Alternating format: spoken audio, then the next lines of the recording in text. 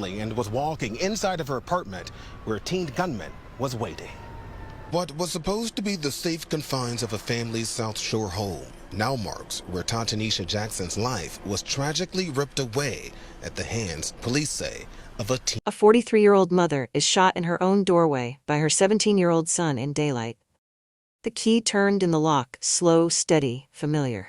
She pushed the door open, stepping inside like she had done countless times before. A normal afternoon. Just minutes earlier she had been out, picking up her child, talking, moving through her day without a second thought. Then, a loud crack shattered the silence. Another. And another. The sound was so sudden, so close, it didn't even feel real at first. The hallway that should have been quiet exploded with chaos in seconds. There was no warning, no raised voices, no struggle, just gunfire. Right there, at the entrance of her own home. There were warning signs, failed intervention, even the phone call she received minutes before she stepped in the doorway. Because what happened in that moment raises a question that doesn't have an easy answer. Why? Before we get into this, if you're new here, make sure you subscribe to True Crime Stories Chronicles, and tell me in the comments, where are you watching from around the world? Tanisha Jackson was 43 years old, a mother of 3.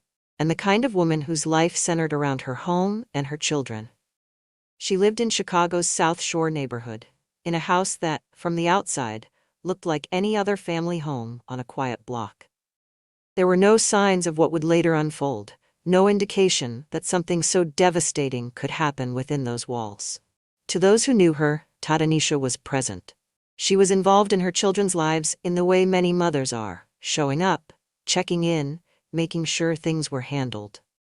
Her days weren't about attention or recognition. They were about responsibility. Making sure her kids got where they needed to be. Keeping things together. Managing the kind of routine that often goes unnoticed because it's expected, but essential. She had a teenage son, Davion Pryor, and 2 younger sons, along with a stepdaughter. That meant her home wasn't quiet. It was active, filled with different personalities, different needs, different stages of life, all happening under one roof. And like many households raising teenagers, there were challenges, but nothing, at least on the surface, that stood out as something that would lead to violence. On the day everything happened, she had been doing something completely ordinary. She went out to pick up her younger son from school, accompanied by her partner. It was a routine task, one she had likely done countless times before. There was no sense of urgency, no fear, no reason to think that returning home would be any different from any other day. Even her last interaction before arriving home didn't signal danger. Her teenage son had called her. The conversation was brief, casual. He mentioned that someone had been drinking alcohol on the back porch. It wasn't a threatening call. It wasn't emotional. Just a normal exchange between a mother and her child. And that's what makes this story so difficult to process. Because for Tanisha, everything about that day felt ordinary. She was doing what she always did, taking care of her family, moving through her responsibilities, trusting the space she lived in, trusting the people inside it. There was no reason for her to hesitate as she approached her door. No reason to pause. No reason to believe that stepping inside her own home would be dangerous. But behind that normal life, something wasn't right. Inside that home, there was another story unfolding. Tanisha's teenage son, Davion Pryor, was 17 years old. At an age where most teens are still navigating school, friendships, and identity, Davion was already dealing with issues far more serious. He had prior involvement with the juvenile system, including charges connected to aggravated battery and a carjacking. Because of that, he was on home confinement at the time, meaning he wasn't supposed to be freely moving around the city. He was meant to be supervised, restricted, and monitored. That alone changes the atmosphere of a household. When someone in the home is under legal restrictions, it adds pressure on routines, on relationships, on trust. It creates a different kind of environment, one where boundaries are tighter and tensions can quietly build. And there was more. Davion had been diagnosed with a condition that required medication, but according to reports, he wasn't consistent with taking it. That inconsistency matters, because when treatment isn't followed as intended, behavior can become harder to manage, less predictable, and more intense over time. Inside the house, this wasn't something strangers could easily see. It wasn't happening in public spaces or on display for others to step in. It was contained within the walls of that home, where moments could be dismissed, where behaviors could be tolerated, and where hope often replaces urgency. From the outside, it might have still looked like a family adjusting, trying to work through things. But internally, there were likely moments of strain. Conversations that didn't resolve anything, tension that lingered longer than it should, and situations that were easier to avoid than confront directly. Nothing about it pointed clearly to what would happen. There were no public warnings, no dramatic incidents that forced immediate action in that moment. Instead, it was a quieter buildup, the kind that doesn't always feel urgent until it's too late. And that's what makes this part of the story so important. Because situations like this don't always announce themselves loudly. They exist in patterns, small shifts, repeated concerns, things that don't feel right but are hard to define. Over time, those patterns can grow into something far more serious. For Tanisha, she was managing her household the best way she could, balancing the responsibilities of motherhood with the reality of raising a teenager who was already facing challenges. Like many parents, she may have believed things could stabilize, that with time, things would improve. And while there were signs, no one expected what was coming next. The day it happened didn't begin with urgency. Tanisha had gone out to pick up her younger son from school. She wasn't alone. Her partner was with her. It was a simple task, one that fit naturally into the rhythm of her life. Parents do it every day. There's no second thought attached to it. You go, you return, and life continues. At some point before she arrived back home, her phone rang. It was Davion. The conversation didn't raise concern. There was no panic in his voice, no urgency that would make her question anything. From her perspective, everything still felt normal. She was heading back to her house with her child and partner beside her, expecting to walk into the same environment she had left earlier. There was no hesitation, no sense that anything had shifted in the time she'd been away. As they approached the house, there was no visible disturbance, no broken windows, no noise spilling out. Inside, Davion was already there, not moving through the house, not distracted, not unaware. He was positioned, waiting. The distance between expectation and reality was seconds away from collapsing. Tanisha reached the door, likely going through the same motions she had done countless times before. Hand to the handle. Keys. The small, automatic actions that come with entering your own home. There was no reason to pause. Behind her, her partner and younger child followed, unaware of what was about to unfold. In that moment, they were still part of an ordinary afternoon. There was no visible threat, no warning that would make them stop. But the situation inside that house had already changed. As the door opened, the space she trusted most became the most dangerous place she could be.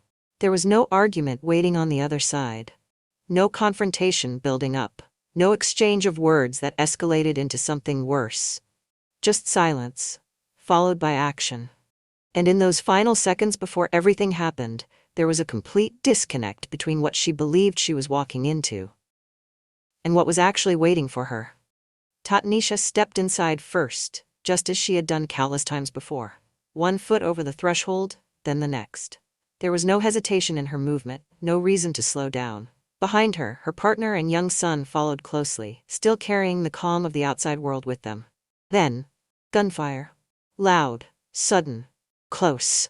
The first shot rang out almost instantly, cutting through the stillness of the home. There was no pause between entry and violence. No time to react, no chance to process what was happening. Before anyone could fully understand it, more shots followed in rapid succession. The sound echoed through the house, sharp and overwhelming. Tanisha didn't have the opportunity to turn, to speak, or to ask a single question. The attack was immediate and direct. She had walked into it without knowing, without any warning that danger was waiting just steps inside. Behind her, everything broke into panic. Her partner froze for a split second, long enough to realize what was happening, then instinct took over. Survival. Protection. He grabbed the younger child and pulled him away from the doorway, away from the sound of the gunfire that continued inside. There were no clear words at that moment, just urgency. movement, the need to get out. The child had just come home from school. Minutes earlier, he had been outside, part of a normal afternoon. Now, he was being rushed away from something no child should ever witness. Inside, the shots continued. Multiple rounds, fast, unstoppable. Outside the house, the world hadn't caught up yet. Neighbors hadn't fully understood what they were hearing. To them, it was just a series of loud cracks breaking the quiet. But inside that home, everything had already changed. Back inside, Tatnisha had been shot multiple times, including to the head. The attack was overwhelming, leaving no opportunity for intervention, no chance for anyone to step in or stop what had already been set in motion. It was over almost as quickly as it began. Seconds. That's all it took. The normal afternoon they had been living just moments earlier was gone, replaced by something permanent, something that couldn't be undone. And the person responsible wasn't a stranger who had forced their way in. It was someone who had been inside all along. Someone who knew exactly when she would walk through that door. Outside the house, the chaos didn't stop. It just changed form. Tatanisha's partner had managed to call 911. His voice, like many in moments of shock, carried urgency and confusion at the same time. Words came quickly, trying to explain a situation that didn't feel real. Inside the home, the person he loved had just been shot. The danger was still fresh, still close. Around them, the neighborhood was beginning to react. Neighbors had heard the gunshots, sharp bursts that broke through the quiet of the area. Some looked outside, trying to figure out where the sound had come from. Others stayed inside, unsure if it was safe. The uncertainty spread quickly, but no one yet fully understood what had just taken place inside that house. Emergency responders arrived, and Tatanisha was taken to the University of Chicago Medical Center. There was still that brief window where hope exists. The space between injury and outcome where everything feels uncertain. But the injuries were too severe. She didn't survive. And just like that, the situation shifted again, from emergency to loss. Meanwhile, Davion had already left the scene. He exited through the back of the house, leaving behind everything that had just happened. There was no confrontation outside, no immediate capture. For a period of time, he was simply gone. But that didn't last long. Hours later, the story took another turn. Davion walked into a police station and turned himself in. No chase, no resistance, just a quiet surrender. The same day that began with routine and ended in chaos now closed with something completely different. A 17-year-old standing inside a station, facing what he had done. The shift was stark. From the sound of gunfire to the stillness of a police station. From panic to silence. And in that silence, the reality of what had happened began to settle in. In court, the case was described in a way that stood out, unprovoked. There was no immediate conflict that triggered the shooting. No exchange of words that led to it. No visible buildup in that moment. It happened without warning. And that raises a difficult question. Was this planned?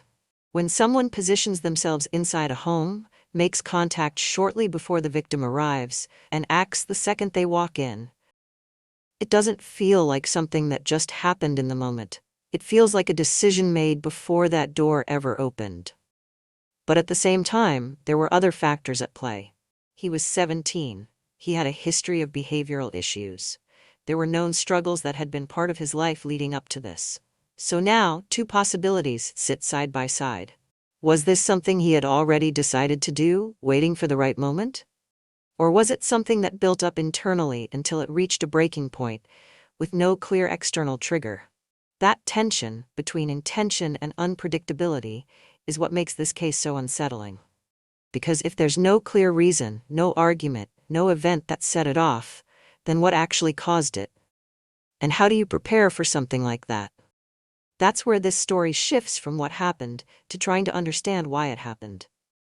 Because the what is clear. But the why is where everything becomes uncertain. At this point, what do you think happened here? Do you think this was planned or something else? Let me know below. Because when you strip everything else away, one question remains. So the question is, why? To understand how something like this happens, you have to look at the pattern. Not just the final moment, but everything that led up to it. Davion Pryor was 17, but his situation wasn't typical for someone his age. He already had prior charges tied to serious incidents, including aggravated battery and a carjacking. Because of that, he was on home confinement. That alone suggests there had been earlier signs of behavior that raised concern, enough to bring him into contact with the legal system and place restrictions on his movement. That kind of history doesn't develop overnight. It builds over time. When behavior reaches that level, it often reflects a progression. Moments where boundaries are crossed, consequences follow, and then the situation either improves or continues to escalate. In this case, the escalation didn't stop there. There were also known struggles that required medication. But reports indicate that he wasn't consistent with taking it. That gap matters because consistency plays a role in stability. When treatment isn't followed as intended, it can affect behavior, decision-making, and emotional control. Now combine those elements. A teenager with prior violent charges, under legal restriction, not consistently following treatment. That creates a situation where risk can increase, especially inside a home where interactions are frequent and unavoidable. And this is where the absence of intervention becomes important. Because once someone is already on home confinement, the expectation is that safeguards are in place. Monitoring, oversight, some level of structure that reduces the likelihood of further harm. But those measures don't always address everything happening internally. They can limit movement, they can enforce rules, but they don't always prevent escalation. Inside the home, the responsibility often shifts back to the family, and that's where things can become complicated. Families are expected to manage behavior, maintain order, and respond to situations that may already be beyond what they're equipped to handle. That doesn't mean nothing was done. It means that what was in place wasn't enough. Because in the end, the situation still reached a point where something irreversible happened. Looking back, the signs were there. Not as one single moment that clearly pointed to this outcome, but as a series of indicators. Prior charges, restrictions, inconsistency, pressure building within the same environment day after day. Individually, each of those things might not seem like a direct path to violence, but together, they form a pattern. And patterns matter. Because they show that events like this don't just appear without context. They develop through a combination of behavior, environment, and gaps in response. The challenge is that while those patterns can be recognized after the fact, they're much harder to act on in real time, especially when there's no clear moment that demands immediate action. And that's what makes this case so difficult. Because the warning signs weren't loud. They were gradual, and by the time everything came together, it was already too late. What makes this case difficult to process isn't just the violence, it's where it happened. Inside a home. A place that's supposed to represent safety, routine, and trust. Because the truth is, danger doesn't always come from the outside. Sometimes it exists within spaces people feel most secure in. And when that happens, it becomes much harder to recognize, and even harder to prevent. Tanisha didn't step into a risky situation. She wasn't meeting someone unfamiliar. She wasn't in an unpredictable environment. She was coming home.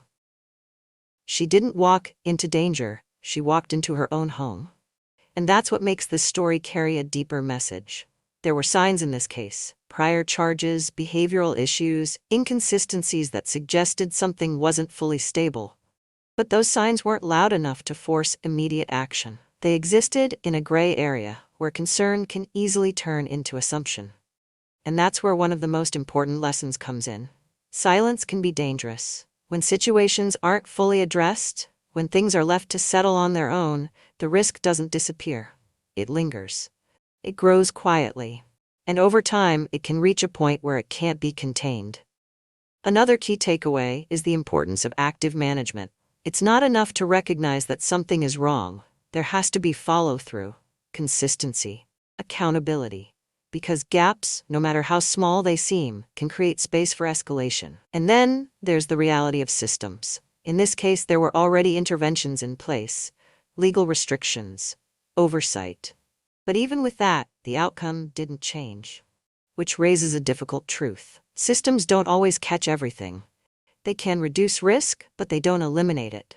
And when that responsibility shifts back into the home, families are often left navigating situations that require more support than they actually have. That doesn't make this easy to solve. But it does make one thing clear. Awareness matters. Paying attention matters. Not assuming that things will resolve on their own matters.